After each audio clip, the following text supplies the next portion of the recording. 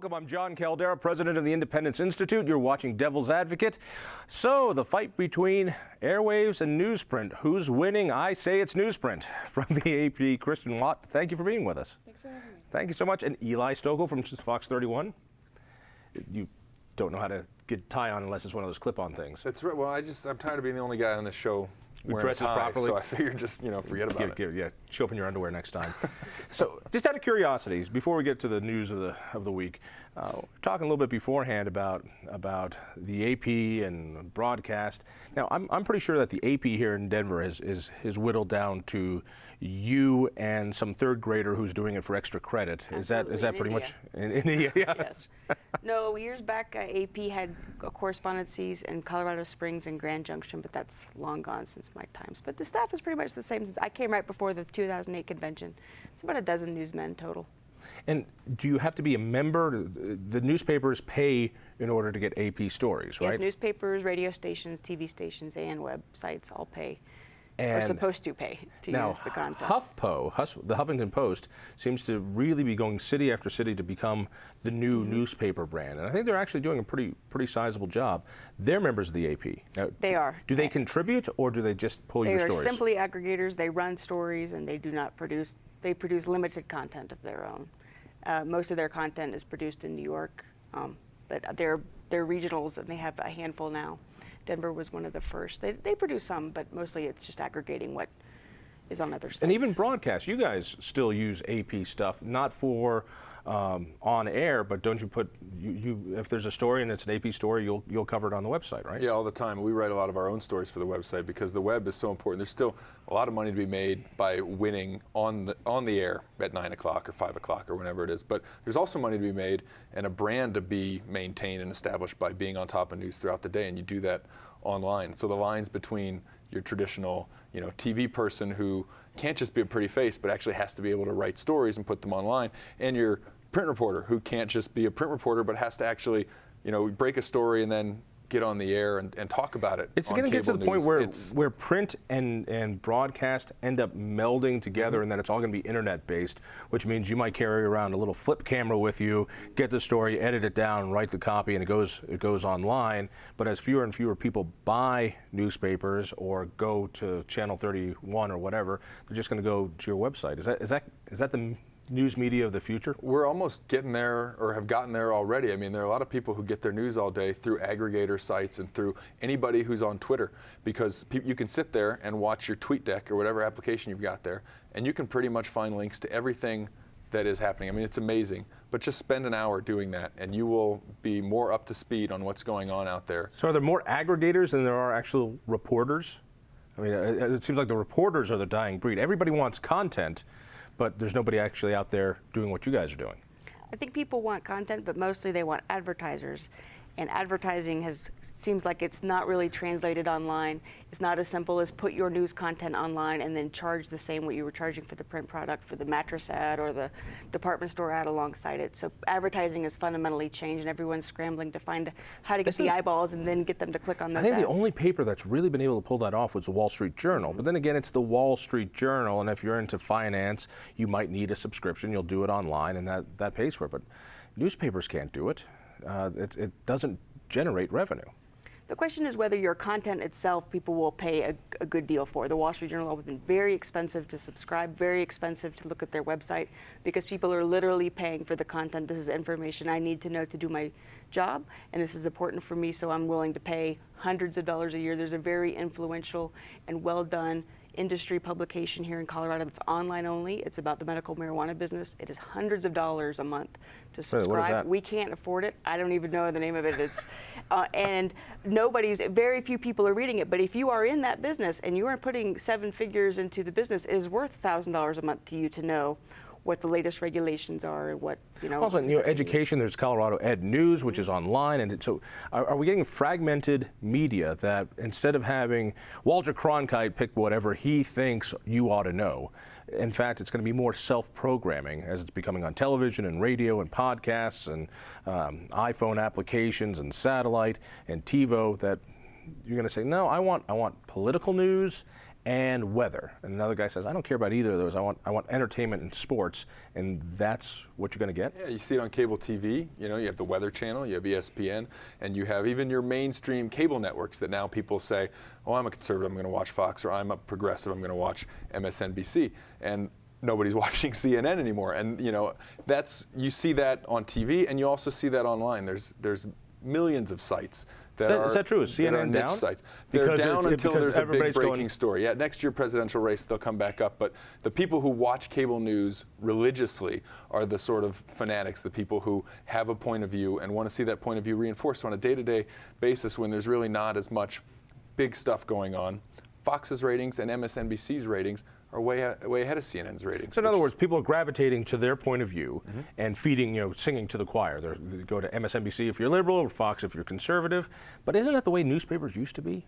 I mean, we keep having this image that newspapers are supposed to be objective, but that's what the last 100 years, or if that. It used to be you had the Democrat and you had the Republican, you had and papers, the Advocate, they were either liberal or conservative. You even had like Whig newspapers and real fistfights all the time on the streets, in the 18th century, 19th century, early days of newsprint, daily newspapers. So this is a new idea. I think that it's supposed to serve everybody, and I think we're, shifting back down because of the internet and other more news sources, shifting back down into you are interested in, like you said, education news or a certain topic, and you're willing to look at one that maybe what point of view it's coming from, but that's okay with you. Cool. All right. Sorry to get off on the tangent. Just thought so who's going to win? Come on, fight. The war? Fight, yeah, the war. Let's talk Colorado's place in 2012. 2012 is shaping to be one of the most important elections perhaps in the last 100 years. I mean, this is... they say that every 4 years. Though. They do say it every 4 years, and they always say that following this, they say, yeah, but this time we mean it. Right. But I would argue that this time might actually be one of the most important presidential elections. I mean, this is right after Carter. Which way do you want to keep going? I mean, it's a big election. Colorado is rumored to be a player in this, that obviously Obama's not going to do as well as he did the first time, and he needs to win every state he can, meaning that Colorado is in play. Is that true, or is that just Coloradans trying to be self-important? No, that's obviously true, and that's true. You read any national publication or anybody who's looking at the map. I mean, Colorado, Virginia, Ohio, Florida, there's a handful of states, but Colorado's always right there at the top, and that's because anybody, whether it's Obama or whoever the Republican nominee is, they have to win those states where the electorate is really split, those even states. There's red states and there's blue states, but these sort of purple states are the key. And for whoever, whatever the eventual matchup is, Colorado is going to be one of those places where we see the president and his challenger all the time. I think Colorado is so much like the rest of the nation. It's increasingly Latino. It's increasingly different points of view, and I think that if anybody can resonate here, they resonate. So it's not that Colorado itself alone is so important. It's that if your message is selling in Colorado, it's also selling in Ohio and other swing parts. It's resonating throughout the Intermountain West. Yeah, Colorado, it's small enough that a handful of people can really sway an entire state, but it's also big enough to be a bellwether for the other states. And something that's also important is that 80% of our voters are in one media market. That this Front Range market means that you get incredible bang for the buck if you're a national candidate. You get to really focus on one state, which means you're going to make a lot of money. You're going to make a lot of money next year. About time. So when will you be asking for the raise? Will it be always ask for a raise during a president? I'm asking for it every 6 weeks, basically. Yeah. They keep saying no. And they keep doing the same thing. Yeah. You're in journalism. Yeah. You're lucky to be employed. Yeah. So you agree, or is this? That's exactly right. Because we're such a relatively cheap media market, and you reach virtually the entire state.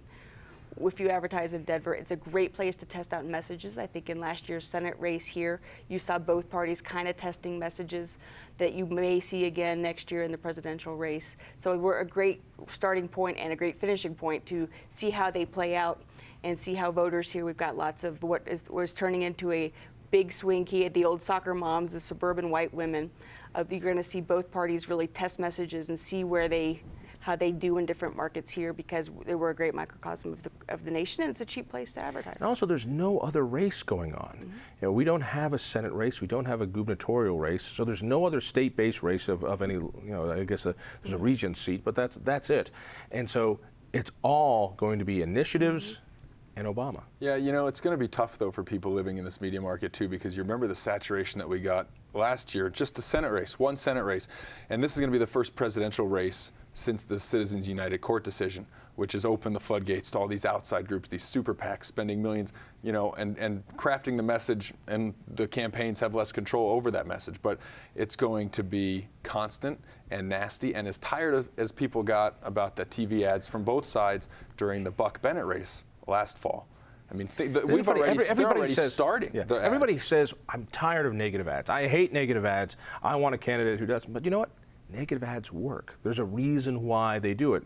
And now with campaign finance laws, you have the candidate doing the soft, nice vote for me ads, but it's going to be the third guy that they don't even know who's slinging all the mud. It's going to be hard, too, because it's kind of a negative mood right now in this election. It's not the kind of, you know, the feeling that you had, at least on the Democratic side from 2008, that there was this excitement. The enthusiasm gap, I mean, there might be no gap, but there's no enthusiasm either next year. You know, the country's choice, and for the moderate voters, I think the choice right now comes down to, you know, do you go back to the party that might have put the economy in the ditch, or do you go with the president who's had several years now and has made it deeper. Worse? Because that's what the polls out this week show, is that people's trust in Obama to handle this is at an all-time low. So the choice for that moderate voter, that decisive voter in the middle, doesn't seem like that great a choice. Talk to me a little bit about Colorado voters. I mean, right now, for the first time ever, unaffiliateds are now a little bit larger of a group than the two parties. It used to be, roughly a third. Republicans have been sneaking down. Democrats kind of snug up for a while, but now it's unaffiliateds who are the largest group here. What does that tell you? Well, I think I'd like to go back to what Eli said about the negative mood.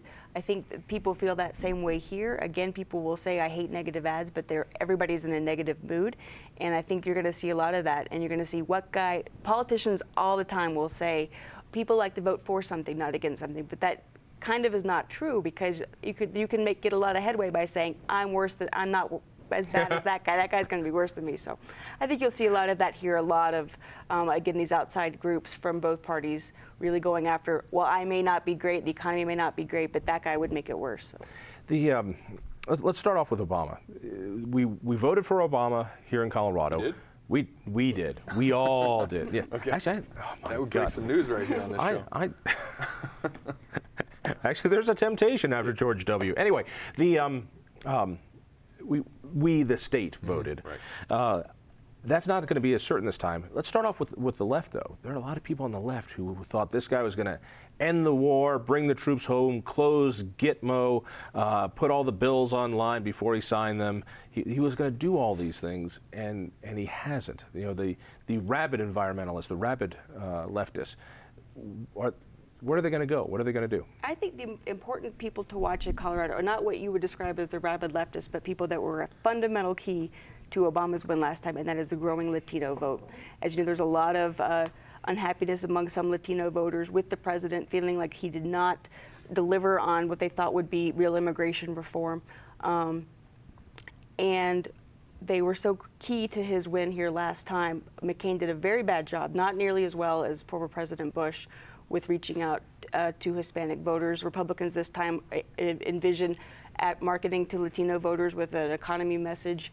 And then Obama, of course, the Democrats are going to try to highlight and say that I am the candidate for immigration reform, but did he do it? So if you have Latinos not necessarily going to vote for the Republican nominee, but if you have Latino voters not as excited to come out, not as excited and also to African American voters. Mm-hmm. Black voters vote 95% Democratic. I mean, it is a lockstep vote, but last time they came out in droves. Will they come out in the same numbers? I just don't think you see the same kind of turnout next year that you saw in 2008 or in other wave elections, because people are just kind of depressed. The word I hear from Democrats, people who voted for Obama 3 years ago, right now talking about what he's done so far, the word they always use is disappointing. He's just been disappointing. There was, yes, a lot of hope that he could be, as good as some of his speeches. Transformational character. Right. And what they've seen is this.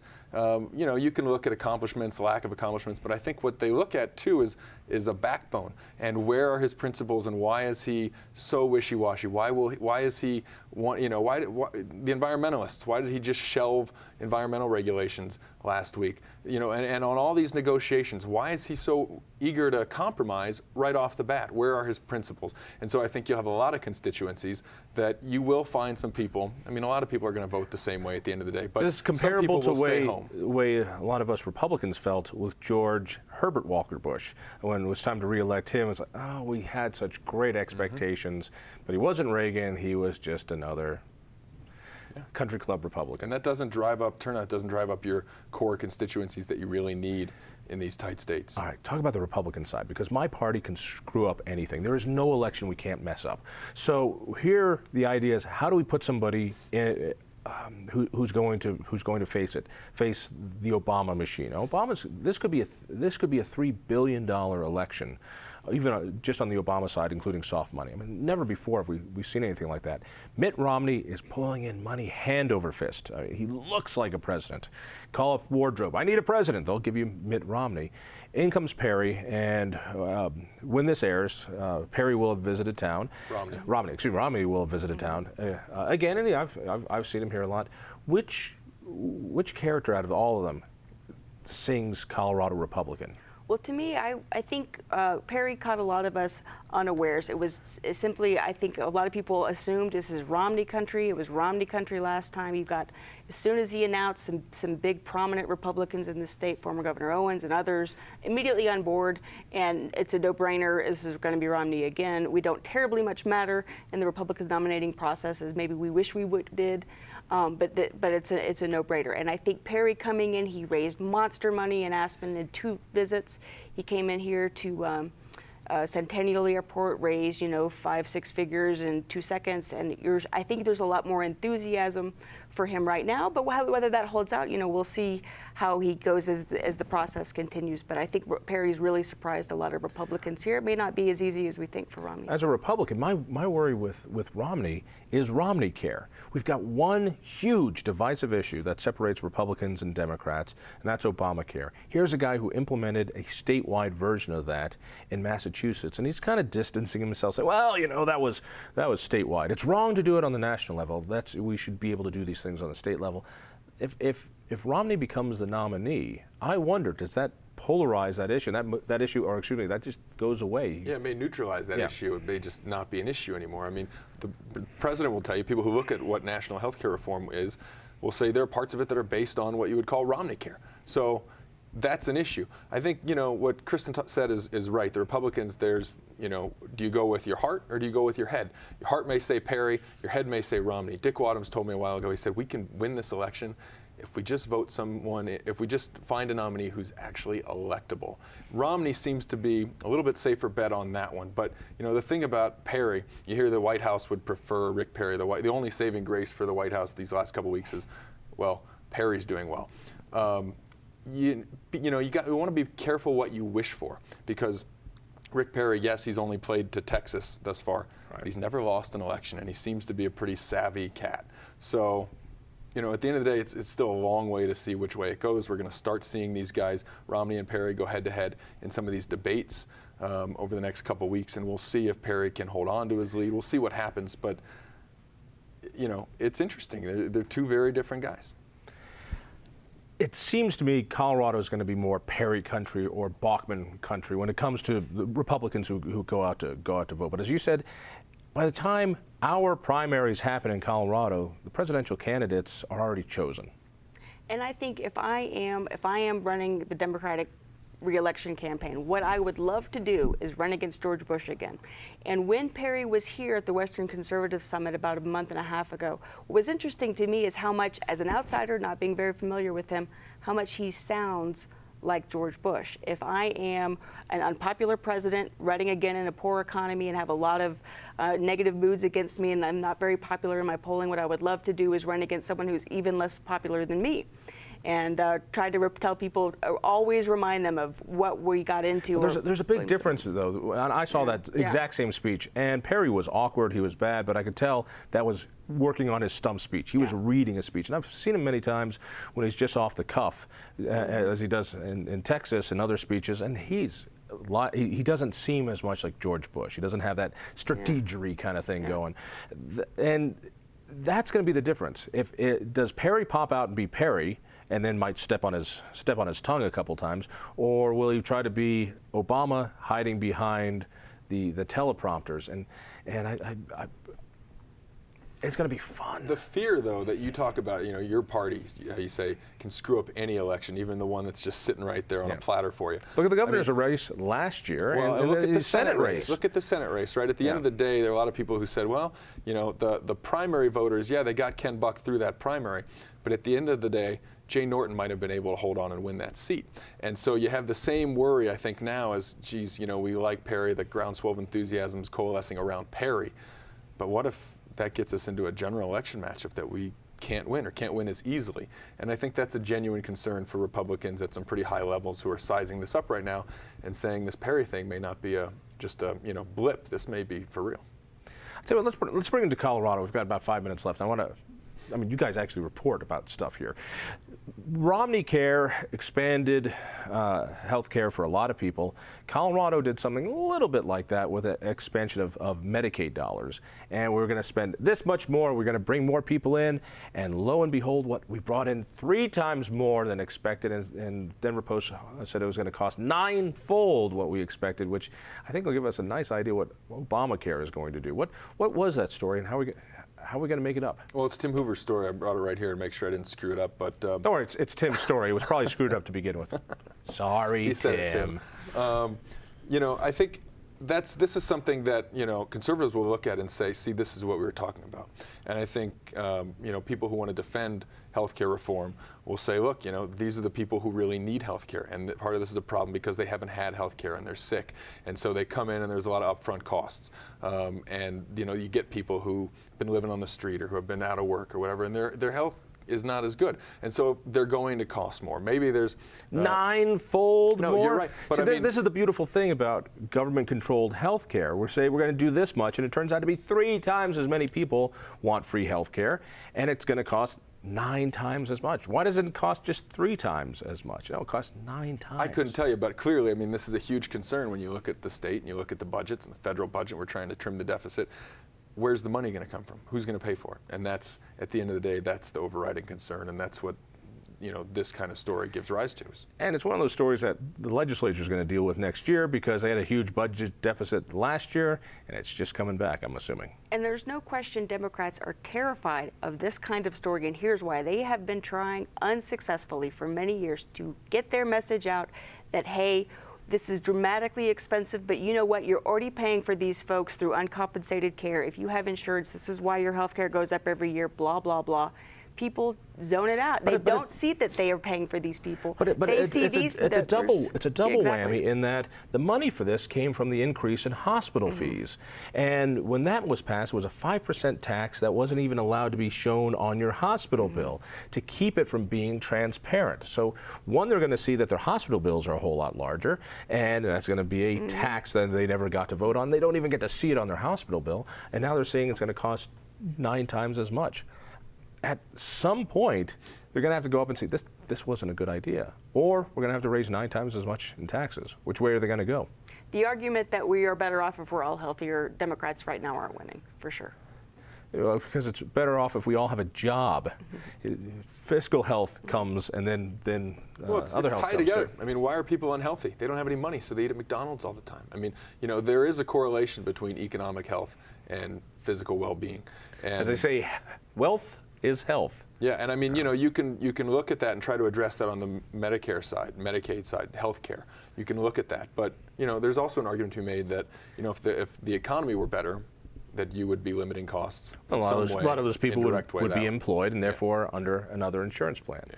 But doesn't it speak to how poorly we can we can make assumptions about healthcare costs, that the government's going to come in and we're going to, our best minds down the basement of that Capitol are scribbling away on all sorts of notepads.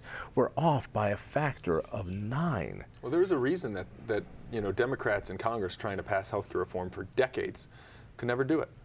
And if Obama loses next year and he looks back at this one term, I mean, the battle and choosing this battle over healthcare reform could turn out to be the one big error in terms of judging which way to go and all of that. I mean, that could, we still have a long way to know before we know how it's going to play out. I mean, a lot of these provisions haven't been implemented yet, but there's that sense that maybe this was not such a good idea.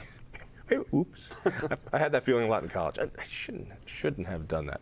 What else is happening between now and this fall? It seems like this fall, starting off with tax increases all over the ballot, and all the way to the next November, it's just going to be packed full of political hijinks. What goes on between now and then? I mean, what is it that the AP, you guys have nothing to do until now. Well, not only do we have nothing to do, I think if you're a congressional candidate running, you're both excited and terrified that you have the president, and then right after that is you running right next to Barack Obama, because there's no governor or senator in between you. So you're watching very carefully to see the Denver court this fall, which will draw new congressional districts. We're not gaining or losing, but there's wildly different proposals for what those districts will look like. Has it gone down to 2? Pins and needles. We've only got about a minute left. Is it down to 2 maps now?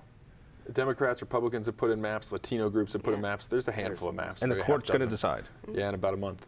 And the Democrats drew Brandon Schaefer out of his own district. Is that right? Well, in their map, but again, it's one of many maps, and that could have just been to neutralize the argument from the right, where folks are saying, "Oh, the Democrats just trying to protect Schaefer." I mean, there's so many maps; it's hard to, When do we find out? I mean, it's got to. Is there October. a deadline? The judge will. This hearing starts in October. They have to have it set before qualifying, so it's got to be in the next few months.